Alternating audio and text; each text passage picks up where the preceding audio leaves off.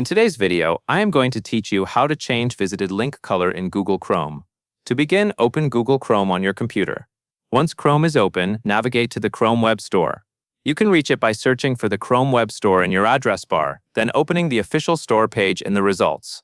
When the Chrome Web Store loads, go to the top left area of the page and click inside the box that says Search the Store.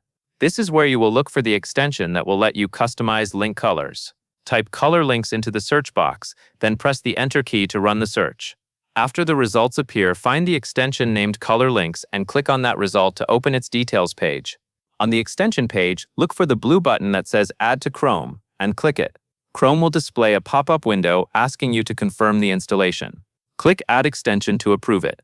Give it a moment to install, and once it finishes, the extension will be added to your browser. Next, go to the top right corner of Chrome and click the extensions icon, which looks like a small puzzle piece. This opens a drop-down list of your installed extensions. In that list, click the Color Links icon to open the extension controls. In the extension window, locate the setting labeled Visited Links. Next to it, you will see a color box. Click that color box to open the color picker. From the color picker, select the new color you want for visited links. Choose a color that is easy to see against your usual page background, since this helps you quickly tell which results you have already opened. After you pick a color, go to the bottom of the pop-up and click Save. This makes sure your new visited link color is applied. Finally, refresh any open tab to see the change take effect.